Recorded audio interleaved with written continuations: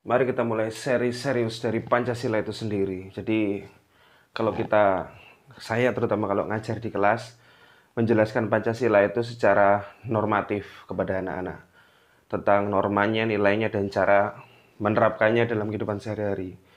Tapi kali ini saya akan membuat pembahasan yang lebih dalam, yang lebih kompleks tentang Pancasila. Tentang hal-hal yang terlintas di pikiran saya, yang mungkin saja terlintas juga di pikiran bapak-bapak pendiri bangsa kita. Jadi ini kayak sebuah apa ya, tafsiran lain ya. Sorry, bukan saya keminter nafsirin, bukan. Tapi hal yang terlintas ini mungkin juga sangat kuat dan sangat erat kaitannya dengan apa yang dipikirkan pendiri bangsa kita. Sila pertama, ketuhanan yang Maha Esa.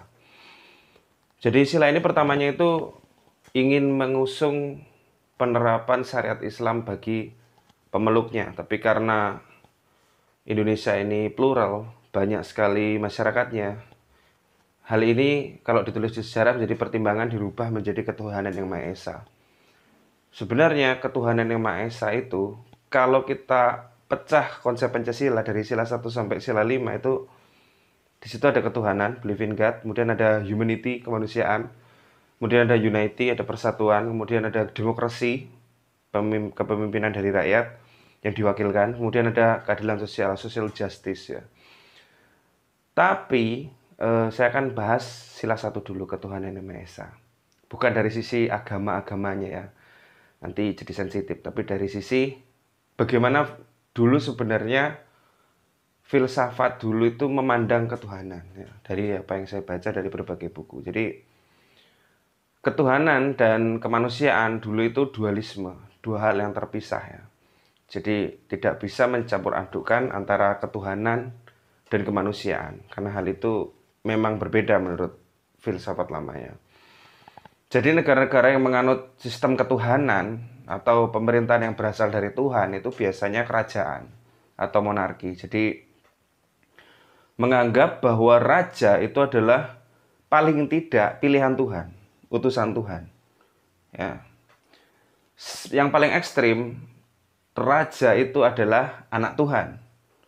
Lebih ekstrim lagi, raja adalah Tuhan. Atau jelmaan Tuhan paling enggak ya. Seperti Sri Krishna, jelmaan Dewa Wisnu. Ya. Kalau yang menurut sejarah Sanggrama Wijaya, jelmaan Dewa Wisnu. Ada Erlangga, jelmaan Dewa Wisnu ya, Avatara ya kalau di India ya. Kemudian ada yang keturunan dewa seperti Firaun, keturunan Dewa Matahari, kemudian Kaisar Jepang keturunan Dewa Matahari juga. Namun ada juga yang ekstrim, Firaun menganggap dirinya sebagai dewa itu sendiri ya, bukan anak dewa lagi. Jadi benar-benar terpisah antara ketuhanan atau kedewaan dengan kemanusiaan ya. Kemanusiaan akan saya bahas terpisah. Jadi menurut negara-negara yang berideologi ketuhanan zaman dulu, bentuknya ya kerajaan. Bahwa raja, sultan, atau apapun itu adalah paling tidak wakil dewa di dunia. Sama seperti Raja Daud juga dianggap sebagai pilihan Tuhan. Ya. Jadi dia raja, ya dia imam, ya dia nabi.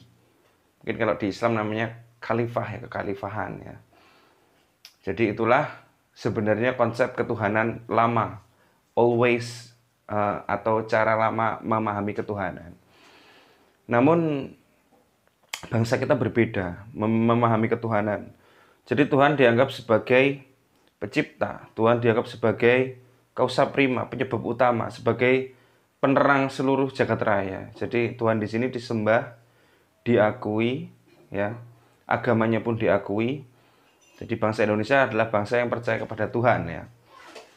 Jadi segala hukum, pemerintahan dan lain sebagainya itu tidak akan bertentangan dengan Tuhan atau keagamaan, seperti itu.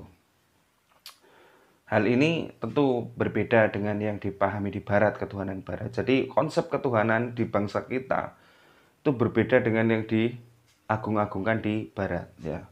Karena konsep ketuhanan di Barat itu akhirnya mendapat ujian ketika Revolusi Perancis. Pada waktu itu Raja Louis XVI diuji apakah betul kepalanya itu adalah pilihan Tuhan. Ternyata setelah dipenggal ya kepalanya putus. Ya rakyat pikir kalau pilihan Tuhan, benar-benar Tuhan yang milih, kalau dipenggal nggak putus begitu ya.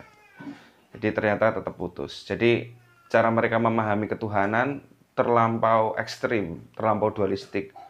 Kalau kita tidak seperti itu ya. Jadi para bangsa kita, bapak-bapak pendiri negara ini meletakkan konsep ketuhanan sebagai dasar moral ya, dasar nilai, sebagai penuntun jalan dan terang kehidupan.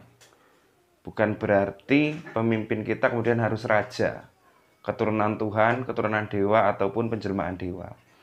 Tetap walaupun asasnya ketuhanan, pemerintahnya tetap oleh rakyat. Akhirnya Vox Populi, Vox Dei, suara rakyat, suara Tuhan. Demokrasilah yang dipilih. Seperti itu. Dan itu sudah final dalam Pancasila. Bagaimana dengan kemanusiaan? Kita ketemu lagi di video selanjutnya. Pantengin terus series Pancasila dari sila 1 sampai sila 5. Dor.